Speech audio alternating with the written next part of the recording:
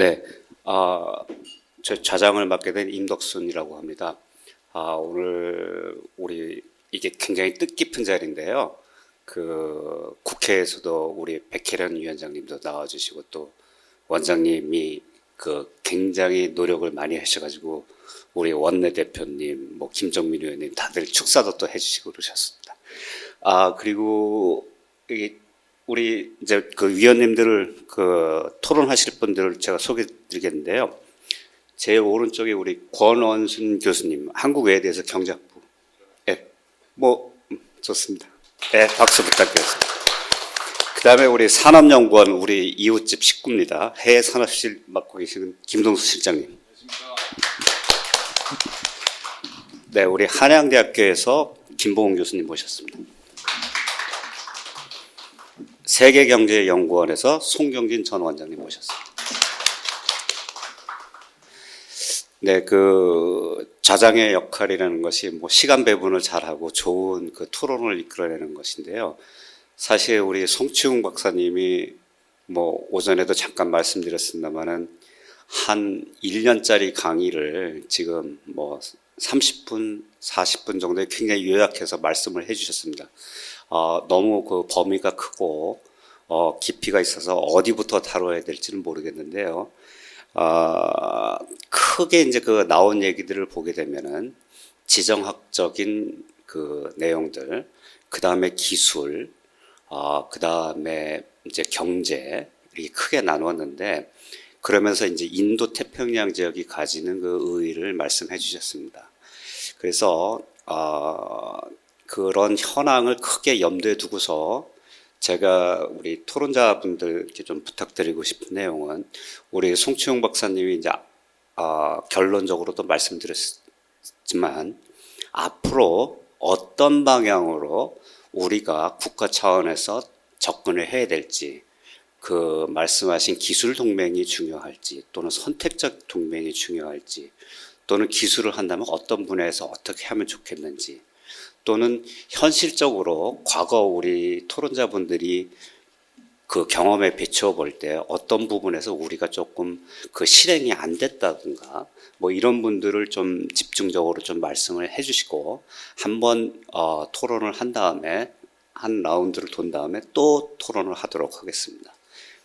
제일 오른쪽에 우리 권원순 교수님부터 부탁드리겠습니다.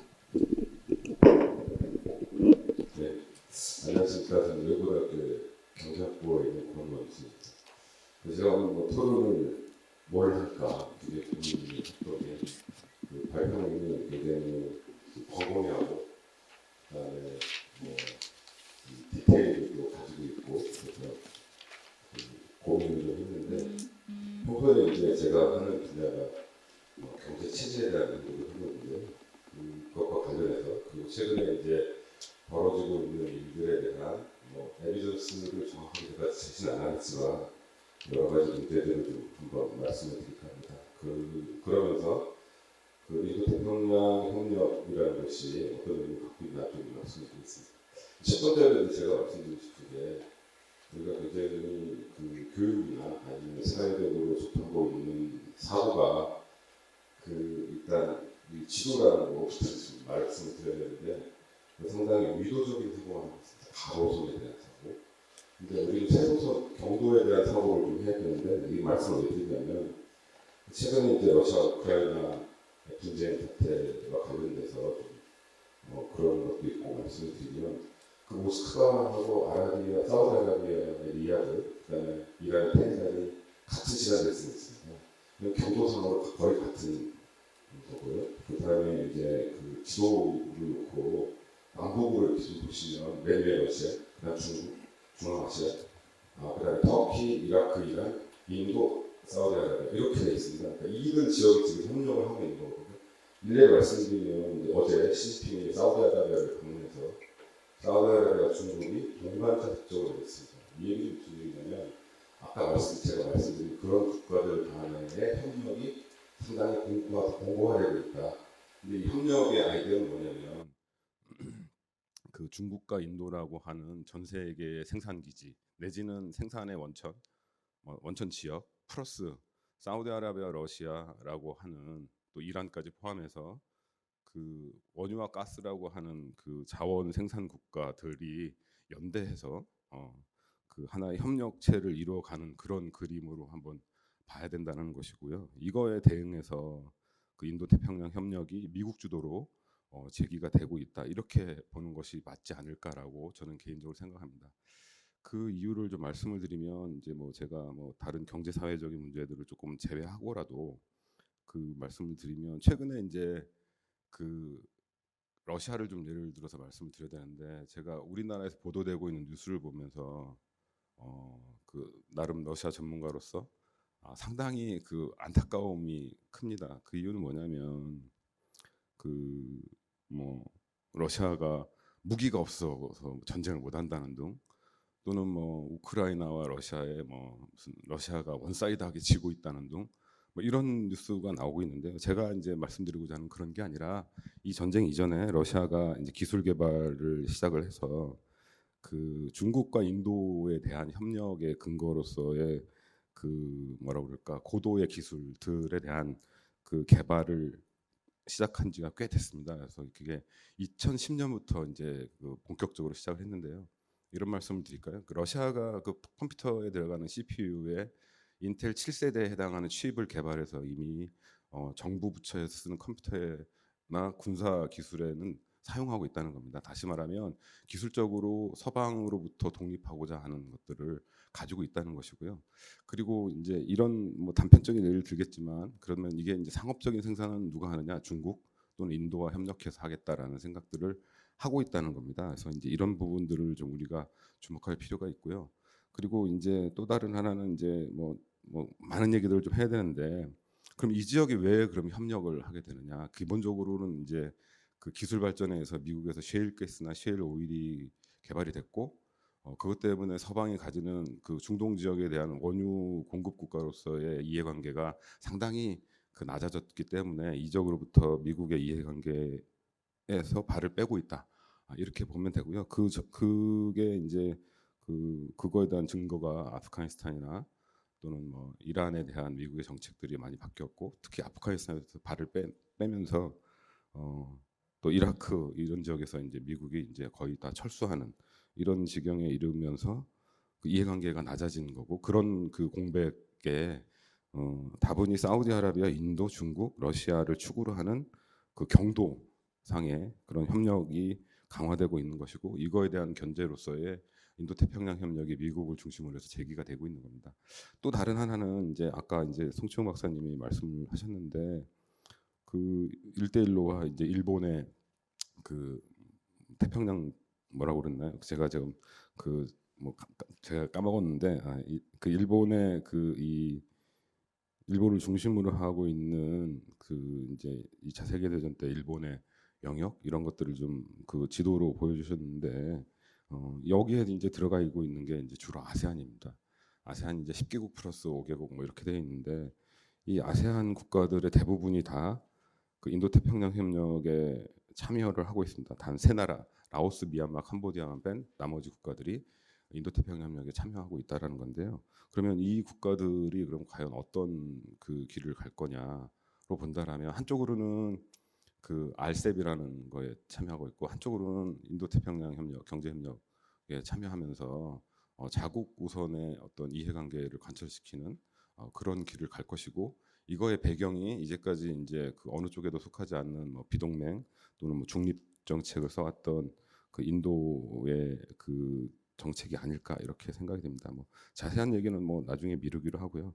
그래서 이제 이게 이제 그 인도가 어느 날 갑자기 급부상한 게 아니라 이제 1990년대 초반에 이제 뭐 말씀드린 91년에 그 사회주의 국가들이 그 자본주의 시장 경제로의 이행을 시작하면서 91년에 이제 인도가 동방 정책이라는 걸 수립해서 발표를 합니다. 그리고 이게 이제 2014년에 와서 신동방 정책으로 그 이제 그 한 단계 업그레이드 됐고 그러면서 이제 인도가 주목을 받기 시작했는데 이제 우리가 이제 그 제가 이런 말씀을 좀 드릴게요. 우리가 이제 글로벌화돼 있고 한류 그래서 전 세계에 그 이제 상당히 일원으로서 글로벌의 참여자로서 이제 한국이 참여하고 있는데 2014년에 인도가 신동방 정책을 발표할 때 지금의 우크라이나와 러시아가 전쟁을 하고 있던 돈바스 지역에서 우크라이나에 의한 돈바스 지역의 러시아 언어를 사용하는 주민에 대한 일종의 학살 이런 것들이 벌어져서 민스크에서 이것들을 평화롭게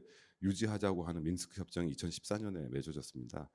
그런 배경 하에서 인도가 신동방 정책을 내놨다는 걸 한번 보시고, 그 다음에 또 다른 하나는 2014년을 계기로 해갖고 중동 지역에서의 그 미국의 이해관계가 그 상쇄되면서 미국이 이제 발을 빼기 시작한 그런 시기였고, 인도는 그것들을 잘 워치하고 있었고 그것에 대한 대응으로서의 신동방 정책이라는 것들을 펼쳤다.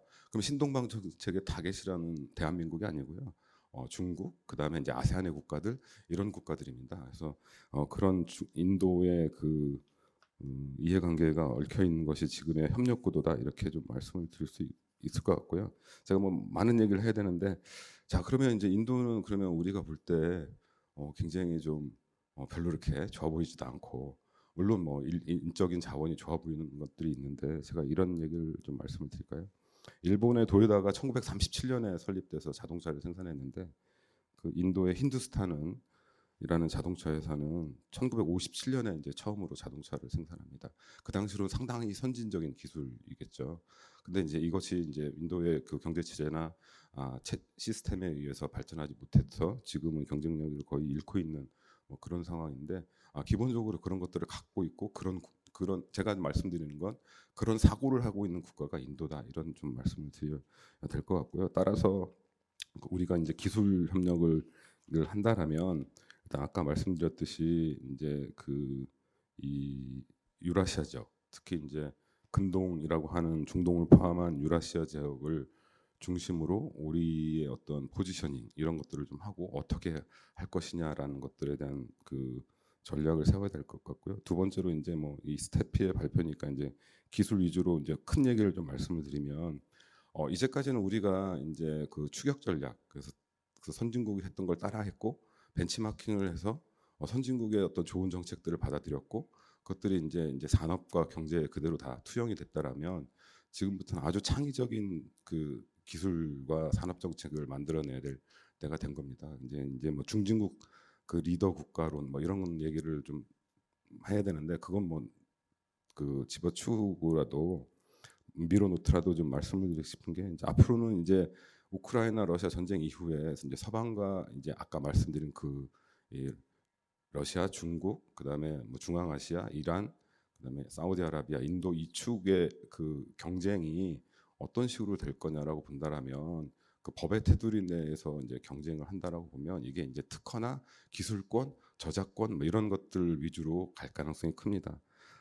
그런데 이제 문제는 그것들이 그 지금의 우리가 해왔던 것처럼 추격 전략에 의해서 따라가는 것이 아니라 기술 개발이 그 안보라는 것과 결합되면서, 예를 들면 이런 거죠. 뭐 무슨 그 이제 밥을 짓는다 그러면 일단 쌀이 있어야 되는데, 쌀을 공급하는 사람이 우선적으로 밥에 대한 기술권이 있는 거겠죠. 그다음에 이제 밥을 어떻게 지을 거냐는 아주 다양한 형태로 기술이 분화된다라고 본다라면, 쌀을 생산할 것인지 아니면 밥을 짓는 밥솥을 만들 것인지를 좀 생각을 해봐야 되는 그런 그 사고를 좀 해야 될 것 같고요.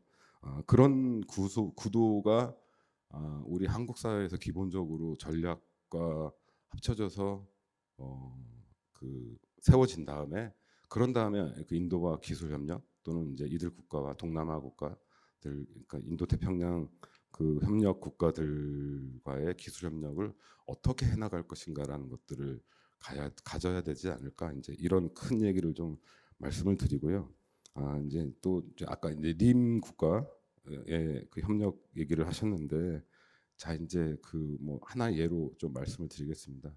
최근에 이제 러시아 우크라이나 얘기를 좀 하면서 인도의 얘기도 똑같은 건데, 그 우리는 양쪽과 다 협력을 해야 되는 그런 이제 위치에 있고, 그렇다면 그 어느 쪽에서도 욕을 먹지 않거나 욕을 먹더라도 양쪽으로부터 좀 더 적게 먹고 협력하는 전략 이런 것들을 생각해야 될 때가 된 것 같습니다. 따라서 그것이 이제 그 서방의 이해관계에 철저하게 그 협조하는 이런 것보다는 우리 나름의 그 뭐라 그럴까요? 그 틈새 전략 이런 것들을 좀 가져가야 되지 않을까라고 생각이 듭니다. 그것과 마찬가지로 역시 이제 미국을 중심으로 하고 있는 인도 태평양 협력 협력체라고 하는 그런 것과 그다음에 러시아, 중국, 인도로 연결되는 이 경도상의 국가들의 협력 체계들 사이에 그 어떻게 가져가야 될까 협력 전략을 이런 고민들도 해야 되지 않을까 싶습니다. 그렇지 않으면 요 큰 두 개의 협력 체계 사이에 끼어서 뭐 너트크러시라고 하죠. 그냥 부서질 수 있는 이런 구도를 가지고 있지 않나 이런 우려도 한번 해봅니다. 이제 좀 마지막으로 이제 인도 얘기를 좀 해야겠는데요. 제가 어느 날 어디를 좀 여행하다가 그 타타그룹이 그 뭔가 기부를 했더라고요. 근데 그 기부를 받은 단체가 여러분은 굉장히 생소하겠지만 그 조로아스타교의 재단이었습니다. 그래서 물어봤죠.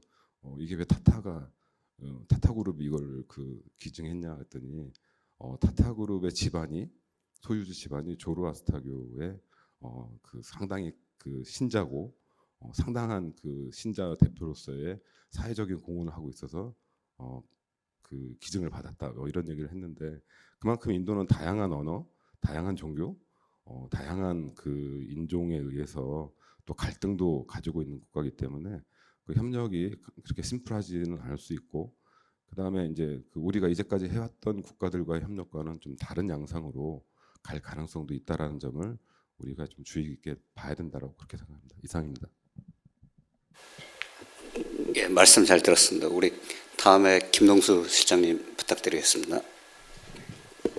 네, 저는 산업연구원에서 근무하고 있는 김동수라고 합니다. 아마 작년 이맘때쯤에 송치웅 박사님이랑 함께 미중 갈등 대응 전략 연구라는 그 과제를 통해서 관련된 내용들을 함께 공유하고 있습니다.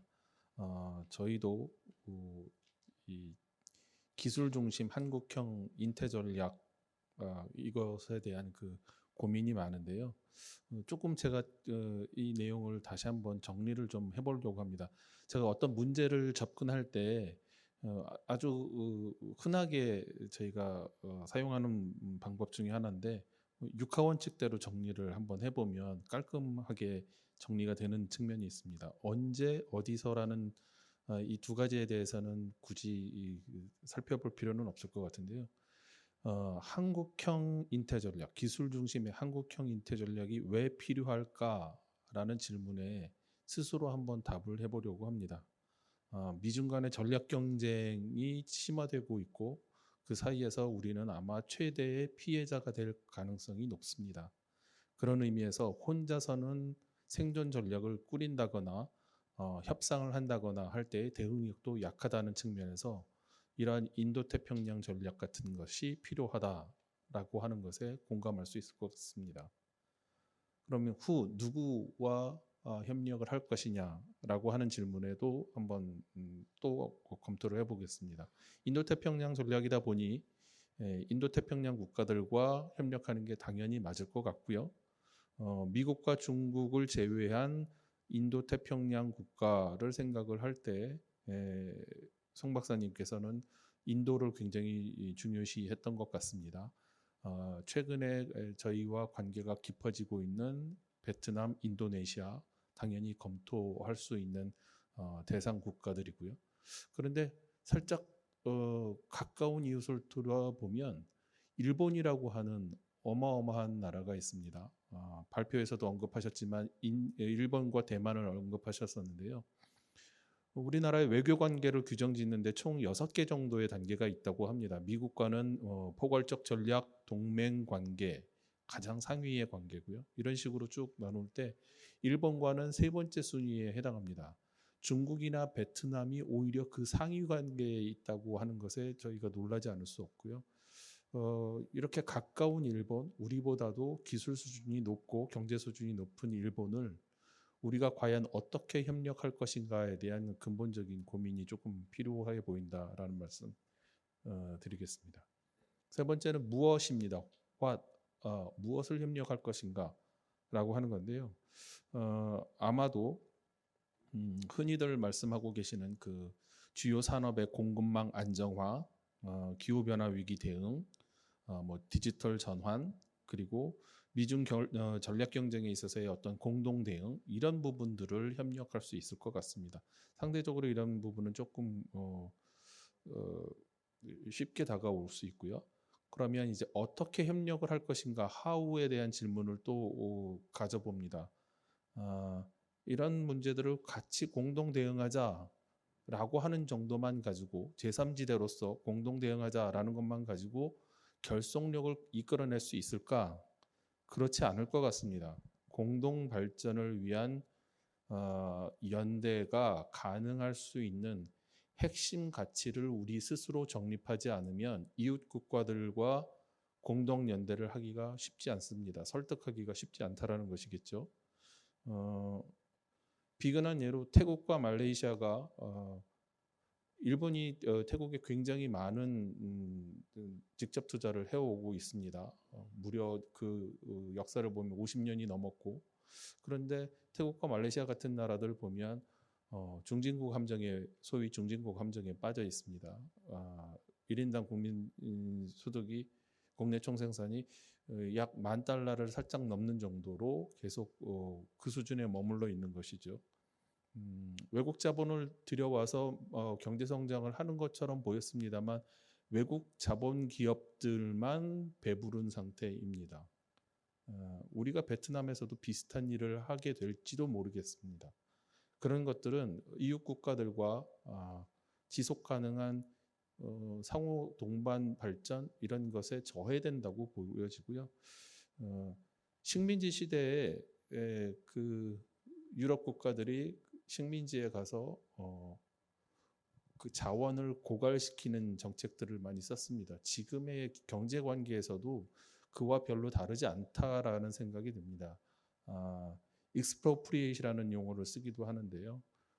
해당 국가와 공급망을 안정화하자고 하면서 당신네들의 광물 자원을 우리에게 다오, 우리가 그 광물 자원을 가지고 배터리도 만들고 뭐 필요하면 반도체도 만들게 라고 하는 형태의 분업이 그들에게 과연 얼마나 설득력을 가지고 함께 결속을 하자고 하는 일에 동참시킬 수 있을까, 그게 얼마나 지속 가능할까라는 것을 고민을 해야 할 때인 것 같습니다.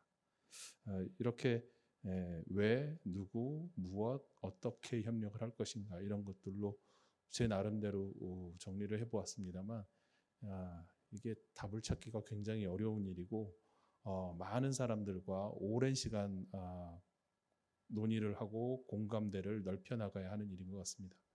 네. 네, 역시 우리 권 교수님이랑 김동수 실장님 말씀을 듣고 보니까 더욱 어려운 문제라는 걸 실감하게 되었습니다. 우리 또 아까 때 우리 송치용 박사님이 하도 열정적으로 해주셔서 마이크도 꺼지고 뭐 이렇게 전기까지 나갔었는데, 이번에 실제 또 경험이 많으신 우리 김봉훈 교수님을 모시고 얘기 들어보겠습니다.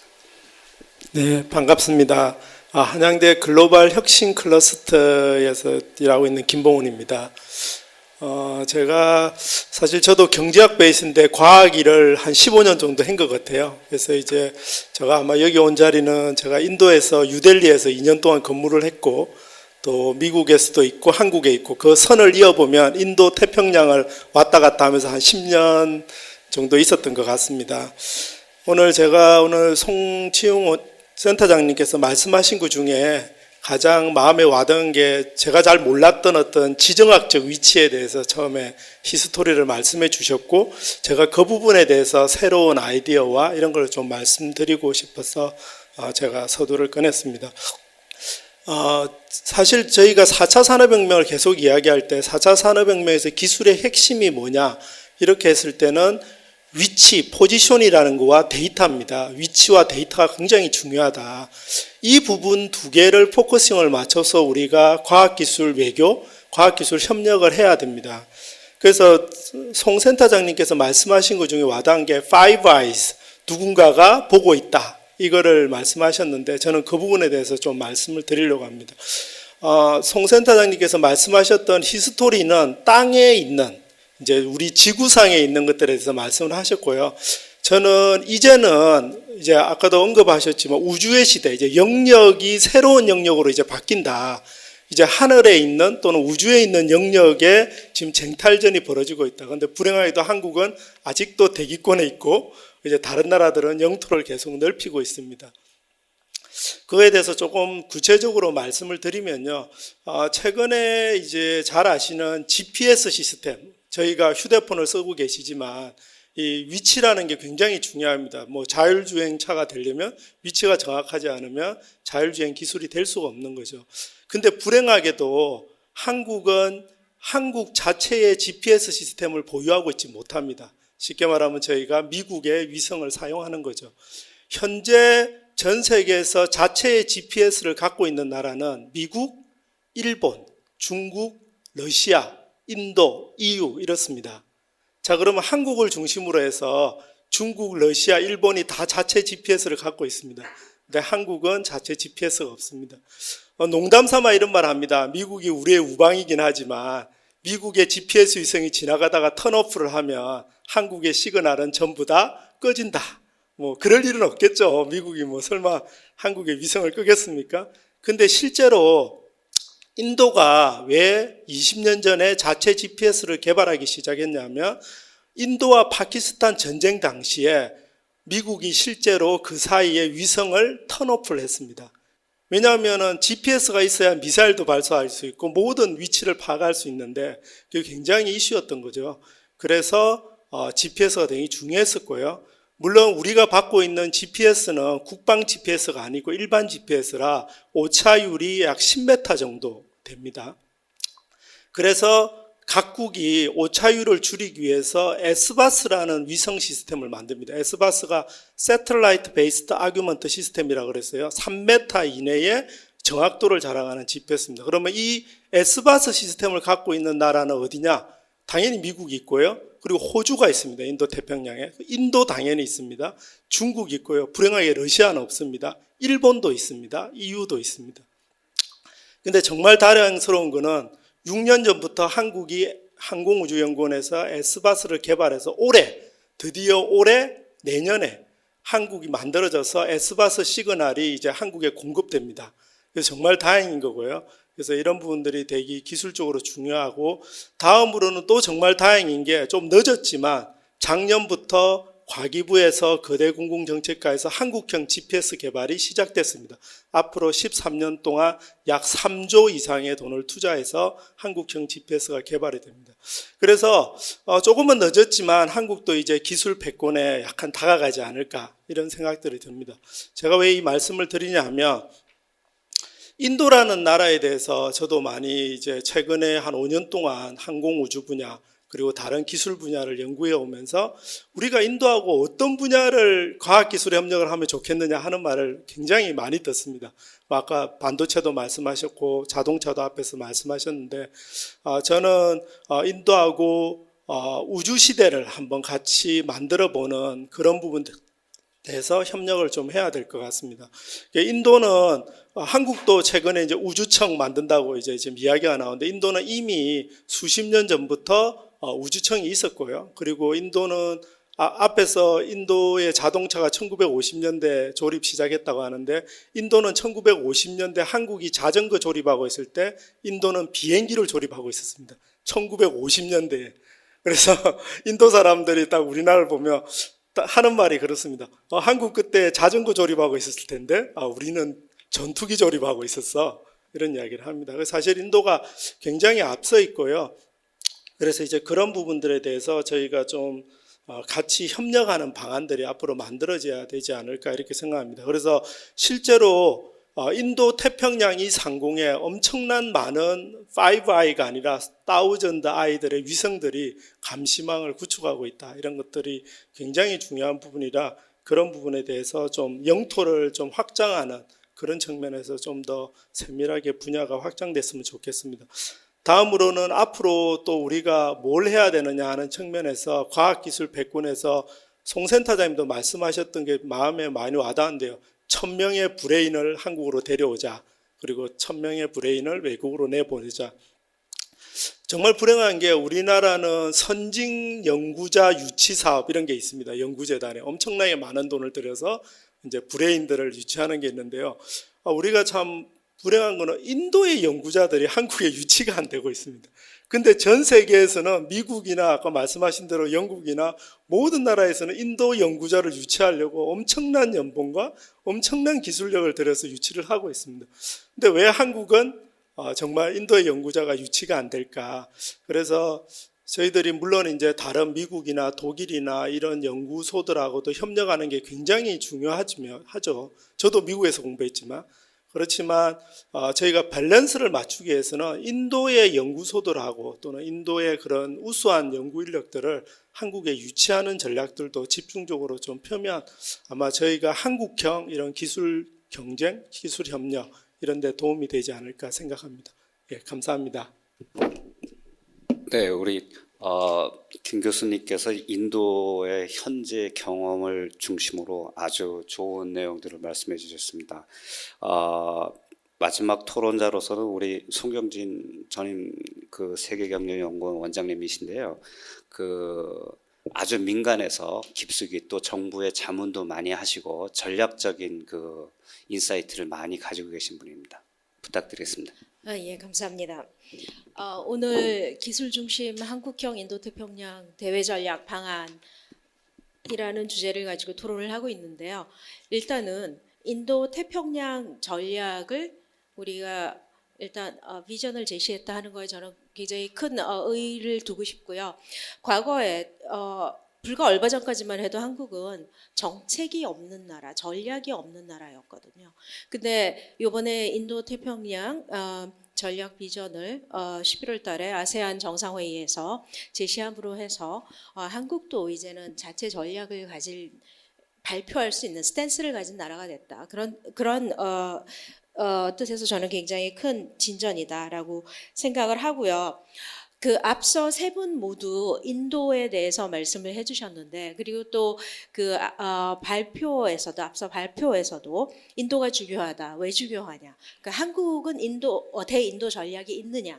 뭐 이런 아주 굉장히 중요한 질문들을 해주셨습니다. 대인도 전략 없는 것 같습니다. 인도 태평양 이 인태 지역 안에 워낙 글로벌리 중요한 나라들이 많기 때문에 많고 또 우리가 관계도 깊고 또 더 디퍼하게 가야 되는 나라들이 많고 또 우리가 많이 잘 아는 듯 하면서도 잘 모르는 나라들이 많지만 그 중에서도 가장 잘 모르는 나라가 인도인 것 같습니다. 그래서 저는 인도에 대해서 조금 더 말씀을 드리고자 합니다. 내년이 한인도 50주년이에요. 한인도 수교 50주년입니다. 그런데 50주년이 됐음에도 불구하고 진짜 두 나라가 서로에 대해서 잘 모르는 것 같아요. 한국은 인도에 대해서 잘 모르고 인도는 또 한국에 대해서 잘 모르고 이런 상황인데요. 인도가 지경학적, 지정학적 그리고 기정학적으로 지금 급부상하고 있거든요. 그래서 인도에 그 어텐션을 하지 않을 수가 없는데요. 가장 최근에 10월 달에 Ernst & Young과 Confederation of Indian Industry 여기서 공동으로 설문조사를 했습니다. 다국적 기업들을 대상으로. 다국적 기업들이 바라보는 인도는 어떤 나라인가? 설문에 응답한 다국적 기업들의 96%가 인도에 대해서 굉장히 긍정적인 평가를 했고요. 71%가 인도는 향후 자사의 글로벌 전략에 굉장히 주요한 역할을 하게 될 나라이다 라고 얘기를 했고요. 61%가 인도는 글로벌 공급망의 신흥 제조업 허브이다 이렇게 바라보고 있었습니다. 아주 흥미롭게 앞에서 반도체 얘기도 하셨는데요. 어제 일본에서 타타그룹 회장이, 오늘 타타 얘기 많이 나오는데요. 타타그룹 회장이 인도에 반도체 생산 시설을 구축하겠다라고 발표를 했습니다. 일단 인도가 직접 반도체를 이제 제조하겠다라는 게 굉장히 큰 반도체 이 이코시스템에 큰 어떤 변화를 가져올 수 있는 요인이 되겠다라는 거 하나 하고, 그다음에 또는 저는 그 얘기를 들으면서 이 발표를 왜 일본에 가서 했을까? 이 타타 회장은 얘기할 때 인도의 반도체 시설을 구축하는 과정에서 반도체 파트너십을 한국, 일본, 대만, 미국 이 네 나라 중에서 파트너십을 모색하겠다라고 얘기를 했습니다. 그런데 일본에 가서 발표했다는 거에 대해서 우리가 상당한 임플리케이션이 있지 않나라고 봐야 할 것 같다라고 생각을 하고요. 우리는 사실 인도가 지금 세계 5위 경제국이잖아요. 그리고 우리가 10위 경제국이고, 그런데 이 두 나라의 교역량은 경제 규모에 비해서 상당히 미치지 못하는 수준에 있다. 올해 상반기에 한 인도 교역액이 142억 달러였어요. 이게 그 역대 상반기 최대 교역량인 거예요. 그러니까 그동안에도 굉장히 미진했었다. 그런데 이제 그 내용을 들여다보면 반도체, 우리가 인도에 수출한 반도체가 95% 증가를 했고요. 그 다음에 그 무선 통신기기 이 분야가 이제 157% 증가를 했습니다. 그리고 사실 그 우리가 인도하고 그 학술적인 측면에서 그 대학에서는 많이 그 공동 연구를 하고 있어요. 공저자로 많이 같이 활동을 하고 있는데 유네스코 자료에 보면은 물론 약간 좀 2017년에서 19년 사이 자료이니까 조금 되긴 했습니다만 인도가 그 우리 학자들이 과기 논문 쓸 때 공저자로 네 번째로 많이 그 공저자로 같이 활동을 하는 그런 나라였어요. 그럼에도 불구하고 이 연구된 페이퍼에 있는 것들이 이행되는 과정은 별로 그렇게 많이 보이지 않는다라는 게 현실인 것 같고요. 이러한 그 현실에서 우리가 그 한인도 양자적 측면에서 먼저 이 교역을 좀 늘리려면 교류를 늘리려면 어떻게 해야 되느냐라고 봤을 때 지금 지난달에 그 한인도 세파 업그레이드 협상이 시작이 됐습니다. 내년에 이제 이 그 재개 업그레이드 협상을 타결을 하려고 하는데요. 이 세파 협상을 좀 서둘러서 해야 되겠다. 그리고 이 세파 협상을 통해서 그 관세, 비관세 장벽을 크게 낮춰야 되겠다. 이 기업들 얘기를 들어보면 한인도 양국 기업들이 관세, 비관세 장벽이 너무 높다 여전히. 그거 좀 낮춰달라 이런 얘기들이 많이 있습니다. 그리고 또 그 우리가 인도에 대해서 지속적으로 흑자를 보고 있거든요. 그러니까 인도 측에서는 이게 굉장히 불만인 거예요. 그래서 그 조금 더 밸런스되게 그리고 뮤추얼리 베네피셜한 그런 그 교역 관계를 조성해 나가는 데 좀 우리가 노력을 해야 되지 않겠나. 너무 큰 흑자는 사실은 그 상대국의 불만을 야기하기도 하고 또 국제적으로도 이렇게 바람직한 국제무역 측면에서도 바람직한 면이 아니기 때문에 이런 점은 좀 잘 들여다보고 좀 조정이 돼야 되겠다라는 생각을 합니다. 그리고 이제 세파가 또 특히 중요한 이유는 뭐냐하면 IPEF 그 4개 축이 있지 않습니까? 그 중에 인도는 3개 필라에만 가입을 했어요. 그 무역에는 우리는 들어가지 않겠다 이런 상황이고요. 대신 이제 인도가 지금 하고 있는 게 뭐냐면 뭐 영국, 일본, EU 등하고 양자 FTA를 그 지속적으로 추진을 하고 있습니다. 그래서 이런 모든 그 무역적인 측면을 고려해 봤을 때 우리 세파는 신속하게 업그레이드 타결을 좀 해야겠다. 그 과감하게 좀 해야겠다라는 생각을 합니다. 그리고 이제 우리가 그 인도하고 양자적으로 먼저 양자적으로 굉장히 그 협력할 분야가 많은데 항상 얘기하다 보면 인도는 아주 great potential을 가진 나라다. 또 협력할 그 분야가 굉장히 포텐셜이 많다라고 하는데 실현이 잘 안 되거든요. 근데 제가 생각해 보니까 안 되는 이유 중에 하나가 기업들 간의 교류가 많지 않아요. 그리고 기업들 간에 서로 모여서 그 기업들의 이슈를 논의할 장도 마련돼 있지 않아요. 그래서 저는 한인도 간에 그 정기화된, regularized된 그 비즈니스 포럼이 필요하다. 그 서둘러서 만들어야겠다라고 생각을 합니다. 그래서 내년에는 좀 이런 게 만들어지지 않을까라고 생각이 됩니다. 기업들도 상당히 긍정적인 반응을 보이고 있고요. 그리고 이제 바이오 의학, 방위 산업, 신재생 에너지 등에서도 한국과 협력을 많이 원하는데요. 특히 그 바이오 분야에서는 한 인도 간의 협력이 중요한 게 인도가 이제 인구가 많잖아요. 결국 바이오 의학 분야는 제약 분야는 그 데이터가 중요하고 그다음에 임상 실험이 중요한데 인구가 많은 나라가 유리할 수밖에 없죠. 그리고 또 이런 측면에서 한 인도 간의 디지털 파트너십도 빨리 체결이 되면 좋겠다라고 생각을 합니다. 제가 시간을 너무 많이 잡아먹는 건가요? 자, 그리고 이제 그 백신 파트너십도 강화를 좀 더 해야겠다. 내년이 인도가 G20 의장국입니다. 12월 1일부로 인도가 의장국 수임을 했거든요.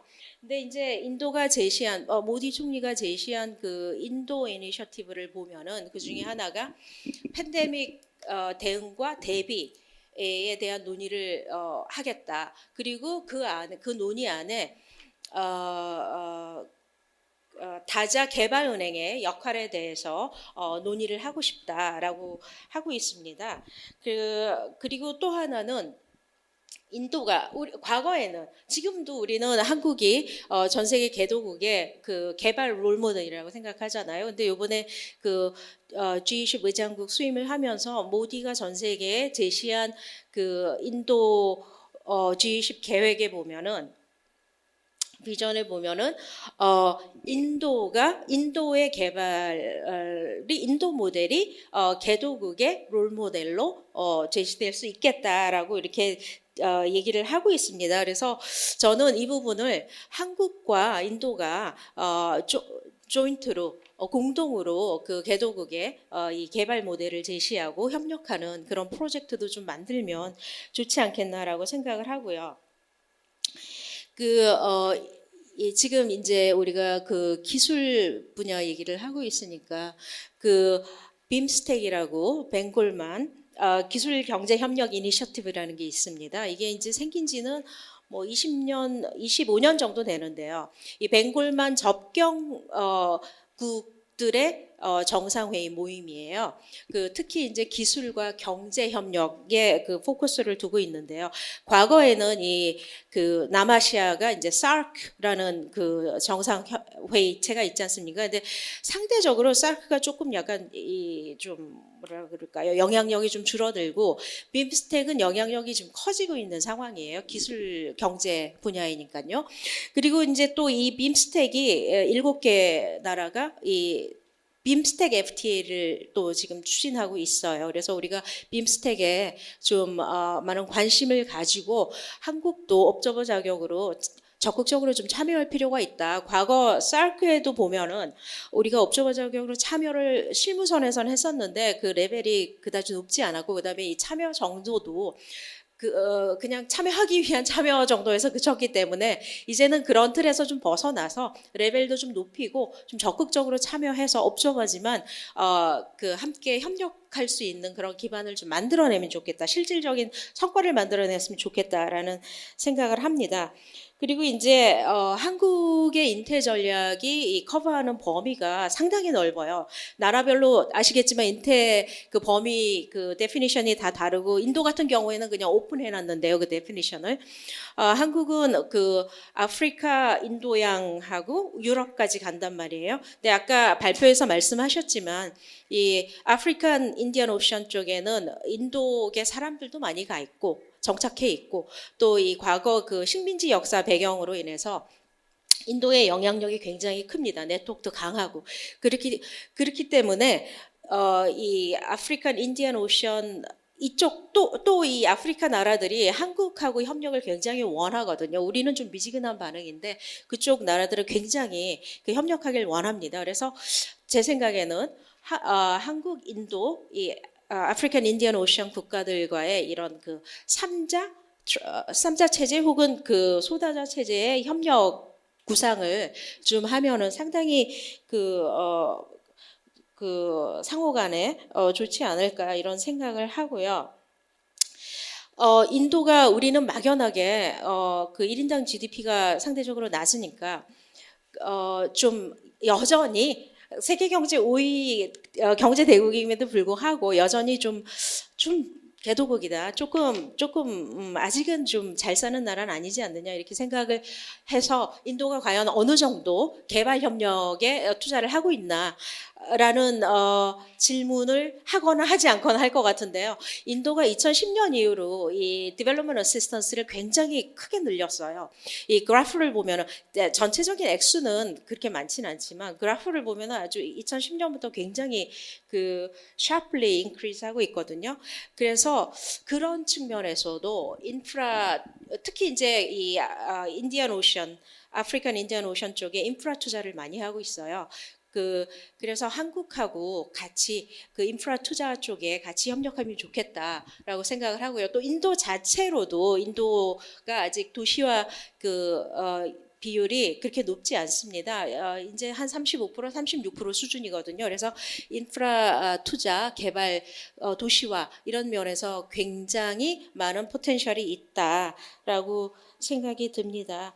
그리고 이제 뭐 앞에서 리서치 얘기도 해주시고 했는데 저는 그 인도하고 우리가 글로벌 공급망 그 early warning system 이 이니셔티브를 좀 제안을 하고 만들어 나갔으면 좋겠다라는 생각도 합니다. 특히 이제 인도 같은 경우에는 이 뭐 제조업 신흥 제조업 허브로도 인식이 되고 있고 또 인도는 그 다큐멘테이션에 능하고 또 그 랭귀지의 베네핏이 있기 때문에 어드밴티지가 있기 때문에 이런 쪽에서 상당히 바람직한 긍정적인 협력을 할 수 있지 않겠나라는 생각이 들고요. 마지막으로 많은 얘기를 했습니다. 앞에서도 많은 말씀들 하셨고 저도 많은 얘기를 했는데 결국 사람이 하는 일이거든요. 근데 한국하고 인도 간에 인적 교류가 별로 없어요. 작년에 인도를 방문한 한국인의 수가 어느 정도 될 것으로 생각하세요? 굉장히 조금이에요. 11,000명 정도밖에 안 됩니다. 그래서 이거를 대폭 늘려야 되겠다. 그리고 인도에서 한국에 오는 사람도 그렇게 많지 않아요. 서로 간에 이 심리적인 거리가 상당히 있는 것 같은데 이 심리적인 거리를 좁히는 노력이 많이 필요하겠다. 이제 문화가 그런 큰 역할을 할 수 있을 것 같고요. 관광 이런 것도 큰 역할을 할 수 있을 것 같습니다. 예, 제가 많이 시간을 썼기 때문에 이제 그치도록 하겠습니다. 감사합니다. 네, 고맙습니다. 질문 세션에 들어가기 앞서서 이제 사회자로서 저장으로서 이렇게 보고 느낀 점이 이거 꼭 모디 총리가 보셔야 되는데 모르겠네요. 꼭 대사관 통해서 좀 보내주시기 바랍니다. 인도 태평양 프레임인데 사실 인도가 굉장히 많이 강조되고 있다. 사실 모디 총리만 하더라도 그때 총리하셨을 때 우리 문재인 정부 대통령 딱 취임하셨을 때 제일 먼저 페이스북에 축하 인사를 올리신 분입니다. 그래서 굉장히 한국에 관심이 많으시고요. 일단 그럼 플로어에서 혹시 질문이 계시면 해주시면 저희가 한번 토론자나 발표자분들에게 문의하도록 하겠습니다. 질문 계신가요? 아니면 사전 질문이 좀 있는데요. 발표자께서 답을 해주실 수 있을지 모르겠습니다. 하나는 뭐냐면 이게 이제 둘이 결합된 질문인데요. 인도 태평양 프레임에서 안보라는 문제가 있지 않습니까? 안보라는 측면에서 한국은 뭘 필요로 하고 또 한국에 제공할 수 있는 것은 무엇이 있을까 하는 이제 질문이고요. 두 번째로는 이렇게 이제 기술 협력들을 하는데 협력을 하면서 인도 태평양 지역 영내에서 어떻게 핵심적인 필수 기술들을 조금 서로 동맹 간에 보호해야 되지 않습니까? 결국은 이제 비슷한 질문인데요. 그걸 결합해서 혹시 발표자께서 좀 대답을 해 주실 수 있을까요? 네, 센터장님.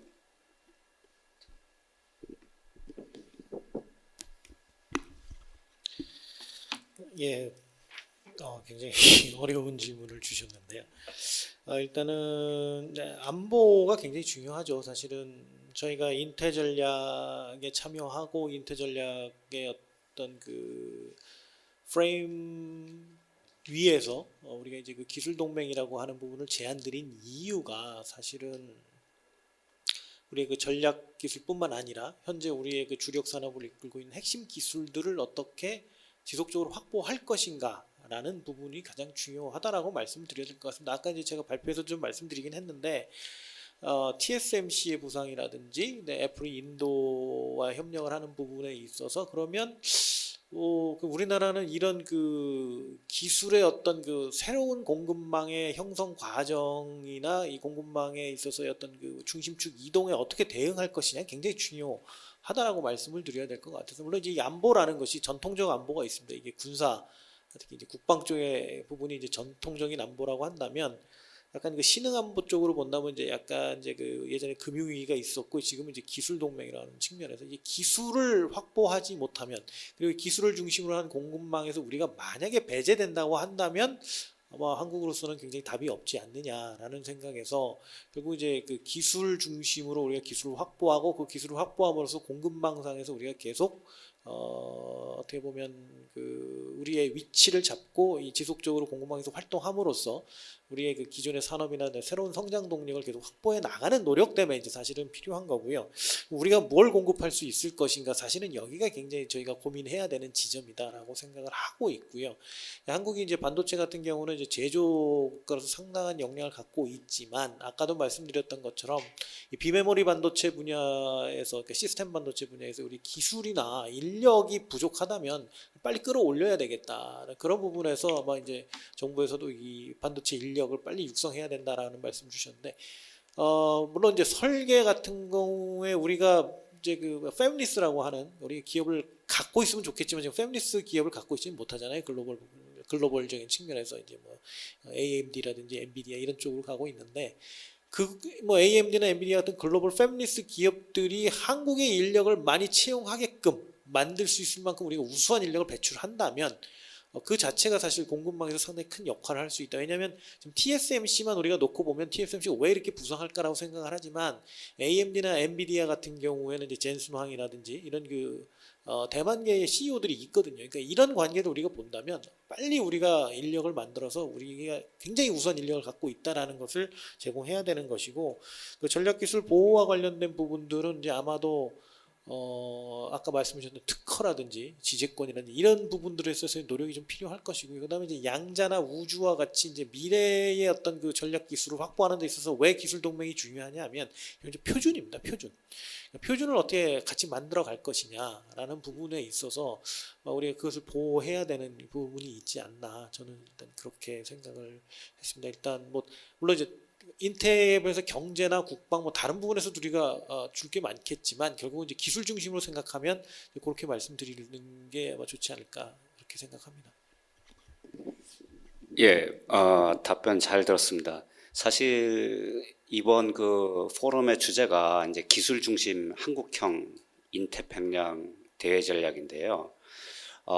우리가 과거의 경험을 보게 되면 이제 이런 것들이 어떤 식으로 정책으로 이제 구현돼서 나타나야 됩니다. 근데 이제 우리 발표자께서는 아까 말씀하시기를 그 이제 연구 개발 프로그램 같은 것, 또 인력 그 유입하는 프로그램들 이런 말씀을 해주셨는데 이제 제가 보면 사실은 이 동맹이라는 데서 연합체라는 데서 우리나라만 너무 주장을 할 수도 없고 또 너무 상대방에 끌려다닐 수도 없는 것이 이제 사실 그 정확한 그 전략이 될 겁니다. 그런 측면에서 본다면 이건 뭐 제가 좌장이면서 저도 이제 가지고 있는 계속 그 질문이기도 한데요. 혹시 토론자분들께서 아이디어 있으면 좀 제시해 주셨으면 좋겠습니다. 그래서 결국 이게 이제 글로벌 이노베이션 플랫폼이 돼야 되는 건데 한국이 예를 들어서 아까 EU 프로그램과 같이 한국이 좀 어느 정도 주도적으로 해서 이 인도 태평양 지역에 한국만이 할 수 있는 이런 과학기술 중심 무슨 프로그램을 좀 제안을 한달지 그 뭐 발표에서도 말씀했지만 기후 변화 같은 것들 상당히 지금 시급한 문제고 또 할 수 있는 문제들이 많이 있습니다. 바이오 분야도 저희가 좀 할 수 있고요. 그 다음에 뭐 다른 나라의 또 그 디지털 전환 같은 거 우리가 좀 지원해 줄 수 있는 분야도 있고요. 그래서 이런 이니셔티브를 정부 차원에서 좀 내놓고 좀 복합적으로 인력 확보와 동시에 또 그 기술도 이렇게 기술 수준도 높일 수 있는 이런 좀 전략이 나와줬으면 좋겠는데 혹시 발표자나 아니면 우리 원장님이 좀 한번 의견을 좀 주실 수 있을까요? 네. 이렇게 국가 차원에서 조금 큰 전략을 좀 부탁드리겠습니다.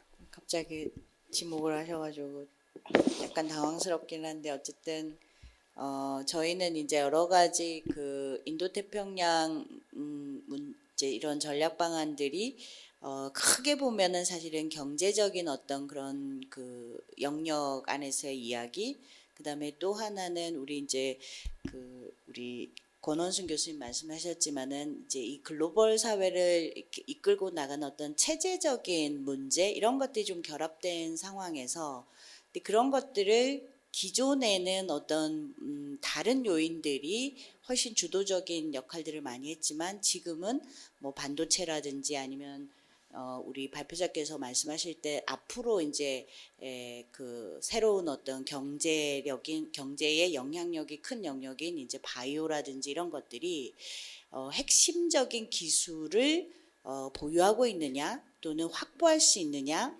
또는 내가 필요할 때 어베일러블하게 사실은 사용할 수 있느냐 뭐 이런 이제 문제가 굉장히 큰데 그것들을 중심으로 해서 전략적인 방법을 좀 고민해 나가야 된다 이렇게 이해를 하는 것이고 거기에 우리의 중요한 파트너들을 기존의 관점에서 뭐 일방적으로 우리나라로 데리고 와서 그다음에 우리 거의 뭐 세국주의 비슷하게 우리나라 안에서 독자적인 막 이런 것만 강조하는 방식으로 더 이상 가능하지가 않다.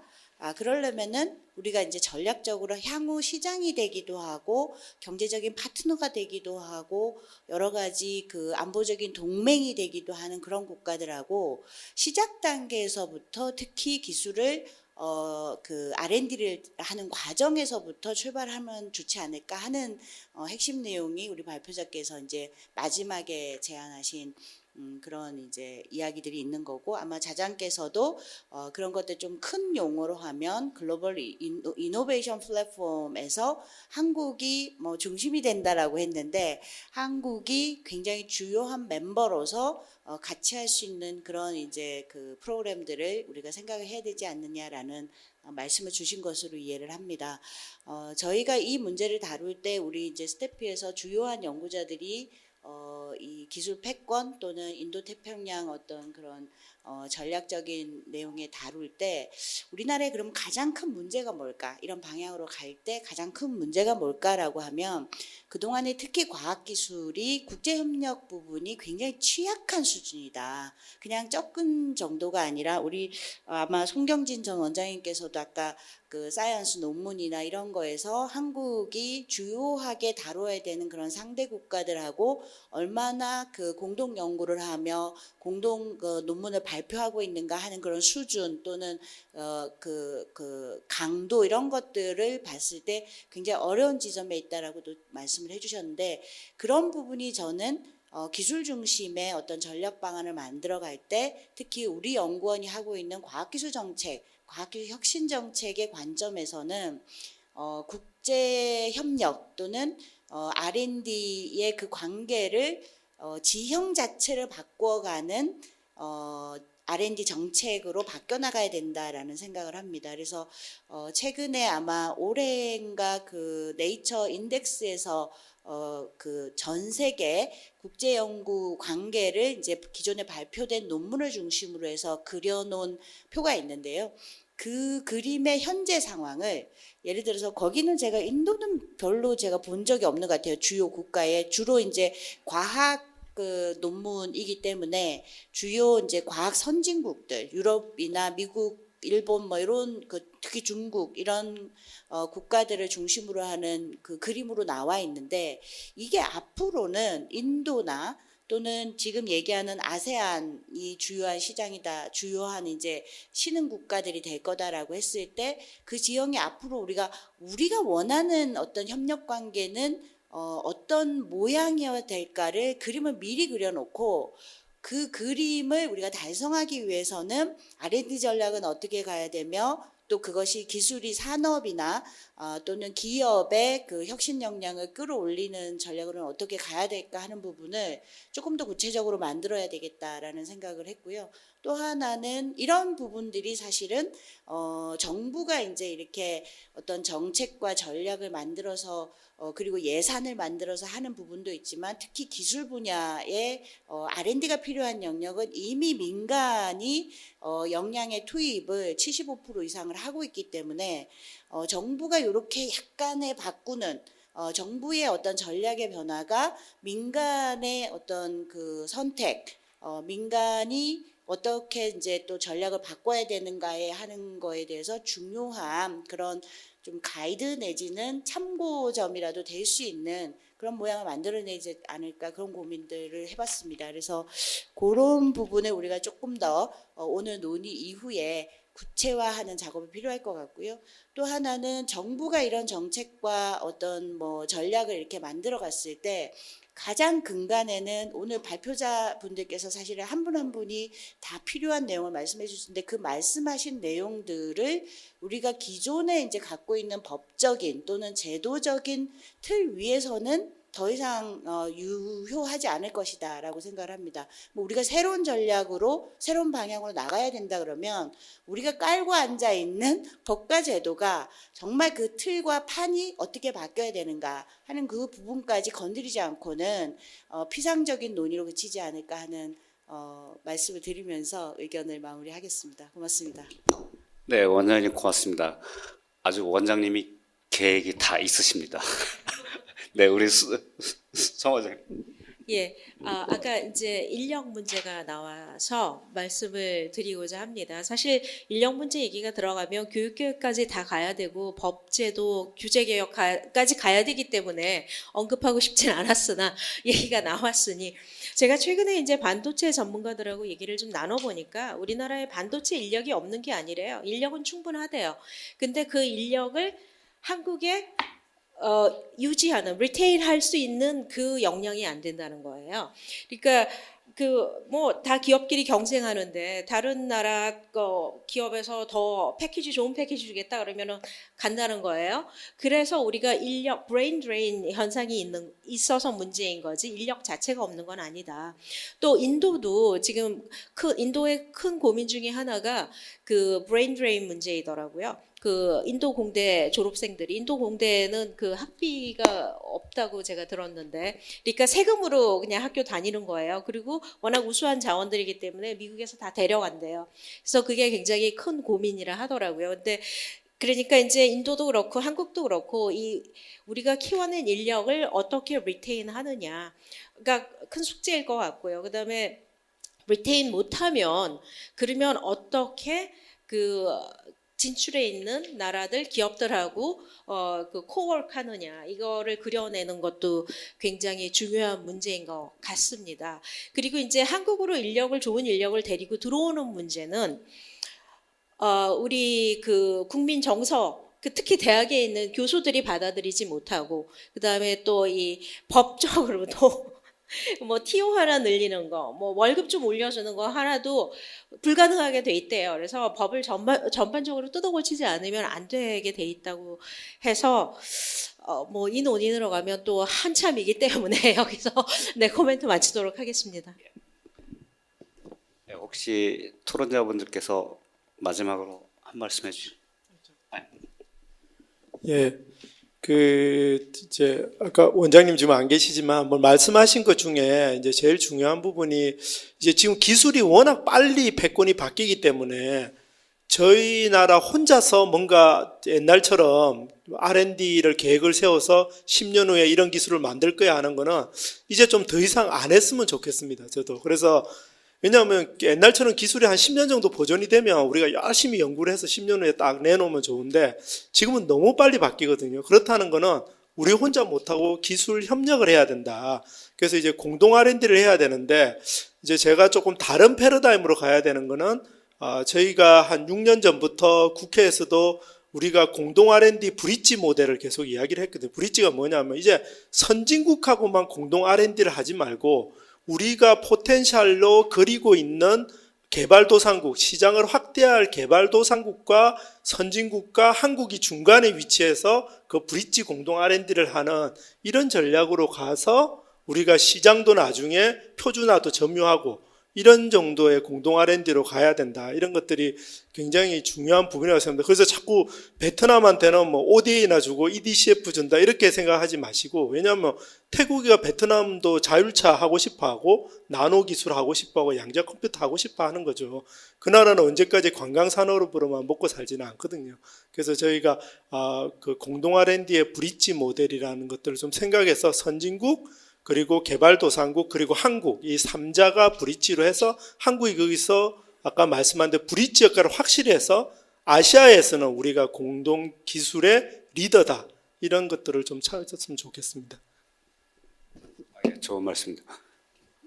우리 한 말씀 꼭 짧게 네, 부탁드리겠습니다. 그 이제 뭐 국제 협력 이런 얘기를 하면서 특히 이제 기술 이런 문제들 또 얘기를 하면 이제 제가 딱 그 하나만 좀 말씀드리고 싶은 건 뭐냐면 그 우리가 이제 그 협력의 결과에 대한 평가가 아주 기능주의적으로 되어 있기 때문에 성과가 뭐냐 이렇게 이제 하거든요. 그런데 이제 이런 문제에 그 성과를 어떻게 볼 거냐가 이제 두 가지 이해관계가 있다고 생각합니다. 첫 번째는 이제 시장의 이해가 있습니다. 기업과 시장의 이해. 두 번째는 이제 존재의 이해가 있다고 그러는데 이 존재는 국가의 지속성, 또 사회의 생존 가능성 뭐 이런 것들을 근거해서 봐야 되는데 이런 고려가 없었다라는 거고요. 그래서 이제 또 마지막으로 한 말씀 드리고 싶은 건 이제 그 이데올로기라고 하는 것이 이제 그 보이지 않는 것인데요. 근데 이거보다 더 강력한 게 이제 꿈입니다. 꿈. 이런 꿈을 꾸고 있다. 이걸 꼭 이뤄야겠다. 근데 이거보다 더 강력한 건 비전이거든요. 그러니까 이제 협력의 비전이 무엇이냐를 우리가 그릴 수 있는 능력이 되어야 국제 협력을 잘 이런 이해관계 속에서 끌어갈 수 있는데 이제 앞으로 꼭 기술만 하실 게 아니라 이런 비전과 협력의 그림이라는 것들을 그 생각할 수 있는 그런 좀 그 여유가 있는 그런 연구가 좀 되기를 좀 간곡히 부탁을 드립니다. 감사합니다.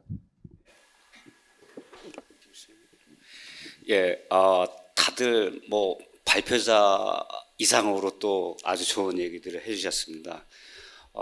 사실 K-팝도 언제 옛날 생각해 보면 이게 가능하지도 않았던 것들이었는데 또 지금 가능해졌고, 이게 한국이 여하튼 그 여러 가지 어려움에도 불구하고 이렇게 꾸준히 성장해오고 있다는 것에서 사실 자부심을 느끼고 있습니다. 우리 과학기술 분야에서도 이런 것들이 언젠가는 이루어질 것이라고 생각합니다. 이것으로 오늘 토론을 마치겠습니다. 고맙습니다.